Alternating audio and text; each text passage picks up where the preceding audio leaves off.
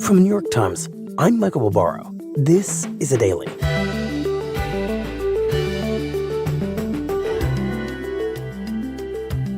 Today, how Russia's invasion of Ukraine is creating a food crisis across the world.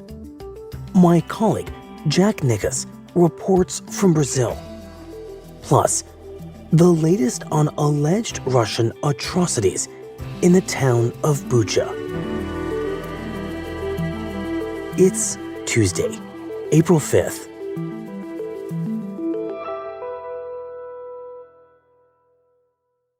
Jack, you are the bureau chief in Brazil.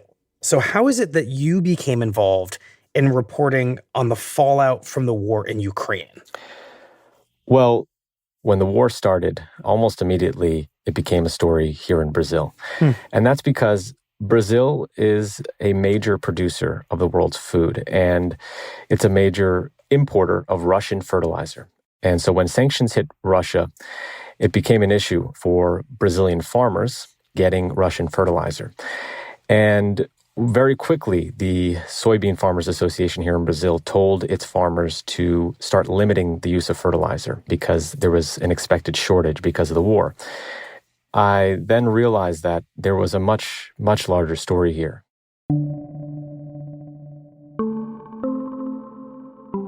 It's not just Brazil, it's not just Russian fertilizer, but Russia and Ukraine are central to the world's food supply.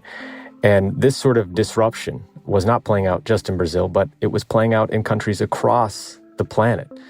And the war had really disrupted how the world feeds itself. Jack, just how central are Russia and Ukraine to the world's food supply? Explain that. Ukraine and Russia are together enormous producers of wheat, corn, barley, which is a major animal feed, sunflower oil, which is a really important cooking oil in many parts of the world, and also fertilizer. And, just to give you a sense, together, they account for nearly 30% of the world's wheat exports. And that wheat helps feed billions of people in the form of bread and flour and pasta and packaged goods. One study calculated that Russia and Ukraine together account for 12% of the world's calories. What you're describing makes it seem like these two countries are kind of the breadbasket of this entire part of the world. Completely. And so after Russia invaded Ukraine, as we know, the Western world and much of the world hit Russia with very strict sanctions. And that essentially cut Russia off from much of the world. At the same time, Ukraine is under attack. The wheat fields in Ukraine, some of them have turned into battlefields. The farm workers who usually would sow and harvest the fields are suddenly fleeing the country or on the front lines. Fuel that is used to power the tractors is being diverted to the military. And the Black Sea, the way they export wheat and corn and barley, is essentially cut off. And so what that means is this huge supply of food is suddenly trapped. So which countries are being most impacted by what you just described, by all of this food being locked in Russia and Ukraine? Well, we can say that just about everyone in the world is affected, but there are dozens of countries, especially in the Middle East and Africa, that are most at risk here. And that's in part because that region is geographically close to Ukraine and Russia, so they import a lot of wheat from those countries.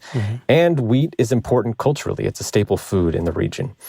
So in March, after the war began, the UN's Food and Agriculture Organization put out a major assessment of the situation and the impact on the global food system from the war. And specifically, it showed that some smaller countries depend almost entirely on Ukraine and Russia for their wheat.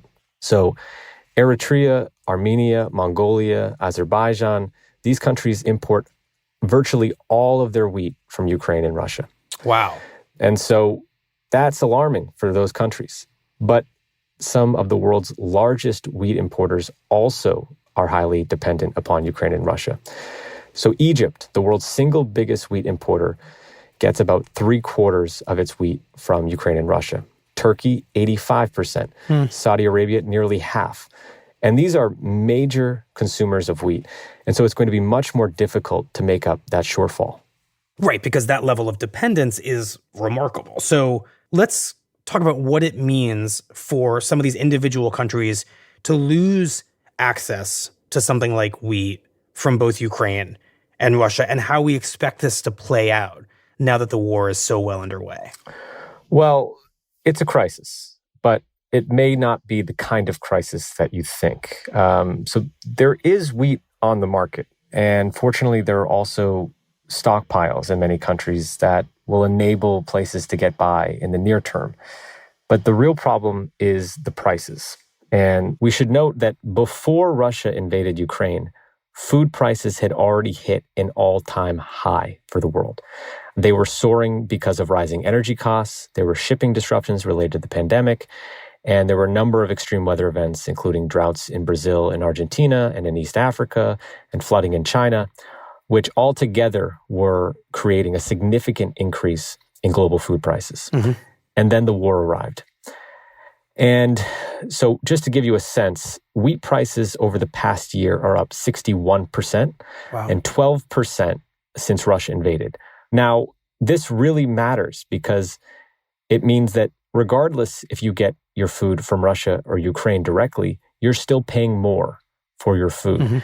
And while that may mean a higher grocery bill for many people in the United States or in Europe, it is a question of whether to eat at all in other countries and in other places. So let's look at a place like Yemen, which gets about 30% of its wheat from Ukraine. Yemen has been stricken by hunger for years since the civil war broke out in the country. And right now, 17 million people are hungry in Yemen, according to the World Food Program, the agency of the UN. The World Food Program says that it feeds 13 million people in Yemen right now, including 5 million who are on the edge of starvation. In January, the World Food Program already reduced rations by half for the other 8 million people who they feed there, who are hungry but not starving. Because of the rising prices. Because of the rising prices before the war. And now with prices continuing to rise after the invasion, the World Food Program is preparing to cut rations further there and potentially cutting millions of people in Yemen out of their program altogether. David Beasley, the head of the World Food Program, told me that the idea is they're taking from the hungry to give to the starving. Wow. And to make matters worse, the largest supplier to the World Food Program, which feeds more people than any other agency in the world, is Ukraine. They get about half of all their wheat from Ukraine. So the safety net for the world's hungry itself is being hurt by its dependence on Russia and Ukraine and the fact that they are both now being cut off. Exactly. And now the question is, what happens? And traditionally, when you talk to economists about high food prices, what historically has happened is the market has fixed itself. When food prices are high, farmers are drawn to plant more, to chase the high prices, and the higher supply brings the prices down. But the problem is, to get a good wheat crop, you need fertilizer.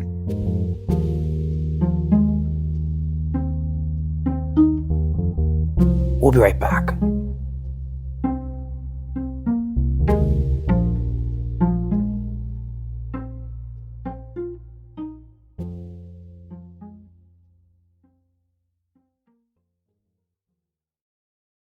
If you're hiring, you know it can feel like looking for a needle in a haystack. You just hope the right candidate comes along. But not when you use ZipRecruiter. ZipRecruiter's technology finds qualified candidates for you, then actively invites them to apply. In fact, 4 out of 5 employers who post on ZipRecruiter get a qualified candidate within the first day. Try it free today at ZipRecruiter.com/daily. That's ZipRecruiter.com/daily. ZipRecruiter, the smartest way to hire. I'm Wesley Morris. I'm a culture writer at the New York Times, where I co-host a podcast called Still Processing. In the broadest sense, it's a show about art and culture, but it's also about going to work and hanging out with your friends and being on the internet. Normally, I do this work with the incomparable Jenna Wortham, but this season, Jenna is off writing a book. So I invited some of my favorite writers and critics and human beings to come hang out with me while she's gone. Wesley Morris. Wesley Morris. Hey, Wesley. We talk about the culture that shaped us, The Billboard magazine hits with host Casey Kasem. the changing ways we consume it, Now I feel immense guilt for my intro skipping impulses. and why Keanu Reeves is basically a culture unto himself. I mean, maybe he's an empty vessel. We'll have a new episode for you every Thursday, wherever you get your podcasts. So, Jack, you've been telling us just how reliant the world is on wheat from Ukraine and Russia. Just how reliant is the world on their fertilizer? Well, Russia is the world's single largest exporter of fertilizer. It accounts for nearly 15% of the world's exports. And now, because of sanctions, most of that fertilizer is stuck. So we've already talked about record increases in food prices, but prices of fertilizers have risen even faster. The cost of all the major fertilizers have doubled or even tripled over the past year, and many of them are now at all-time highs, in large part because of soaring energy prices. And let me explain. So the most important fertilizer, a nitrogen-based fertilizer, is essentially made with natural gas. And because natural gas has almost doubled in some cases, that has made it unprofitable for some fertilizer plants to produce. And so across Europe, what we've seen over the past month is many major fertilizer plants are restricting capacity or shutting down altogether. And we already had a squeeze in the supply of fertilizer because ahead of the Winter Olympics, China was curtailing its production of fertilizer.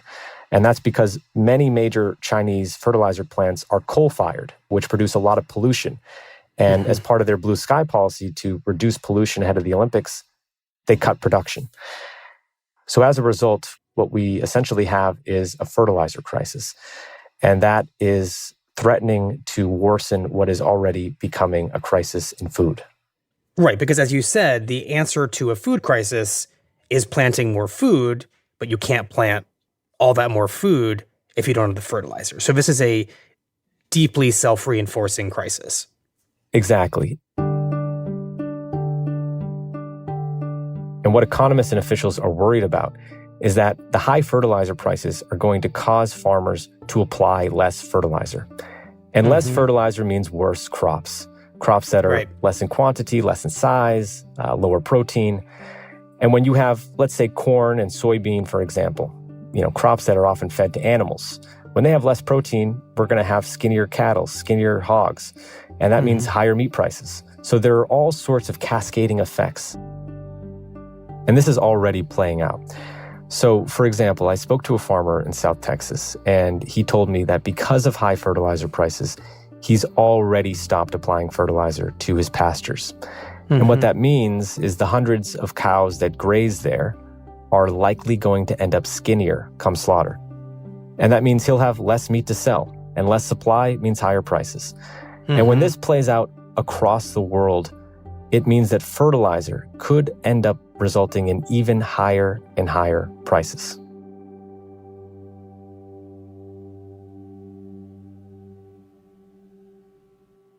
So just to step back and put all this together, we begin with wheat locked up in Ukraine and Russia that can't reach many countries that rely so heavily on it. As a result, their wheat prices are higher. And then we get fertilizer, which could help solve the problem, but it's locked there, so prices for that go through the roof. And when you put those two things together, every element of the global food supply is more expensive, which in a place like the United States is a matter of higher prices at the checkout line. And it sounds like in a place like Yemen, very quickly becomes a matter of life and death. So I think it's important to remember that when food prices go up, it disproportionately hurts the poor. So even in the US, if you're poor, you don't have a choice. You buy food. And when food is more expensive, you cut back on other things, including maybe things like healthcare or education. Now, in wealthier countries, there are going to be safety nets that are going to prevent this sort of hunger that we're seeing increase in other parts of the world. Right. But there are other ripple effects. So, for instance, there are studies that show clear links between political and social upheaval and rising food prices. And in fact, the Arab Spring was in part sparked by high food prices. And already in Tunisia and Egypt, we're seeing signs of unrest because of the cost of food. So this really could have much larger ramifications all over the globe. So it feels like the solution to everything we're talking about here is for the war to come to an end, that would alleviate most of it. It would certainly help a great deal, but even then, a solution will take time. So the World Food Program says that even if the war stops tomorrow, they believe the food market will take 6 to 9 months to fully recover. And what we also know is politically, it's unlikely that sanctions would disappear with the end of a war. And so a lot of the issues related to fertilizer and high energy prices likely would still persist. So what you're describing is now locked into the global food supply for what sounds like almost a year, if the war were to come to an end, which it hasn't. Exactly. And if the war drags on, there's something else to be really worried about, and that's the next crop in Ukraine. So the world already is essentially going to go without a lot of the current year crop, but the Ukrainian wheat has been planted, and there now are concerns about the ability to harvest it and the ability to plant the next crop. Right. And that could last a lot longer than 9 months or 12 months. Correct. That means that this food crisis would drag on for potentially, more than a year or two.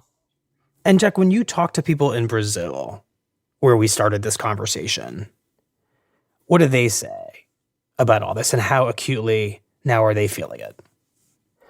So here in Brazil, there is actually more frustration with the sanctions in many cases than the war itself, because they want to get fertilizer from Russia. And in fact, what we're now seeing in these later weeks of the war is that Brazilian agriculture companies seem to be starting to figure out how to get fertilizer out of Russia, getting around sanctions.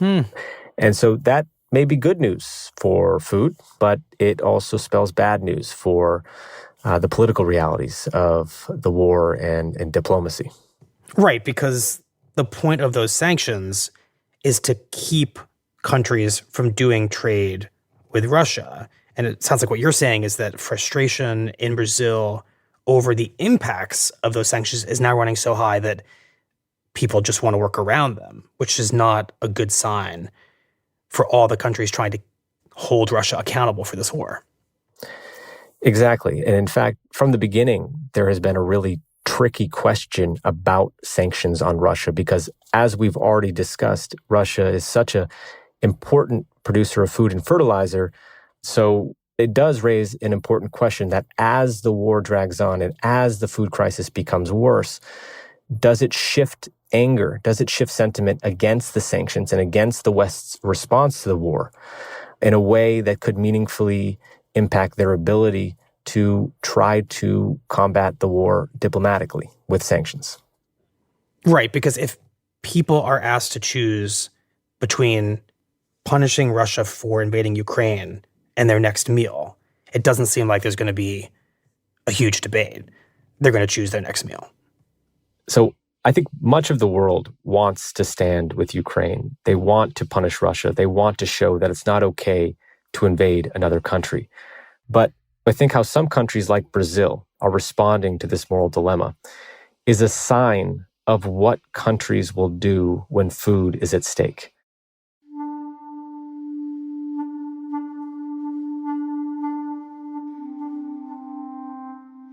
We've seen a number of countries start to implement export restrictions. So Turkey, Hungary, Indonesia, Argentina have all made it more difficult to send out food since the war began because of their concerns. Essentially, they're hoarding the food they have. Exactly. So that means that whether it's getting around sanctions or this hoarding of food, I think what this war and the efforts to punish Russia are showing is that disrupting the global food supply has really profound consequences because countries will do really unexpected things when you threaten their ability to feed their people.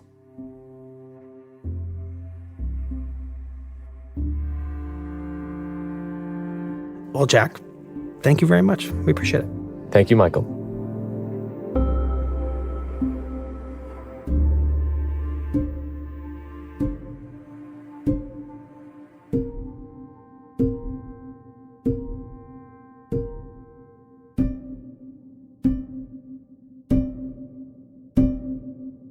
We'll be right back.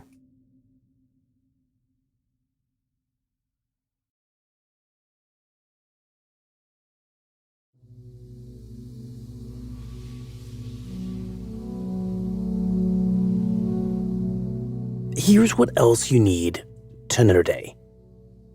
On Monday, global outrage intensified over what appeared to be Russia's execution of civilians in the Ukrainian town of Bucha, prompting several leaders, including President Biden, to describe them as war crimes and to call Vladimir Putin a war criminal.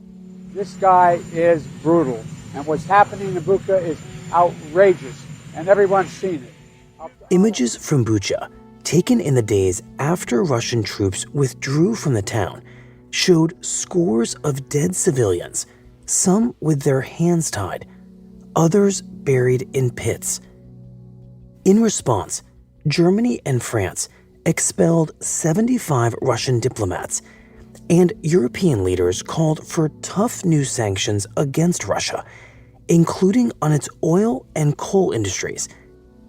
In Moscow, Russian officials denied any role in the civilian deaths, threatened to prosecute anyone who publicly blamed Russia for the killings, and claimed that the bodies had been placed in Bucha after Russian forces had left.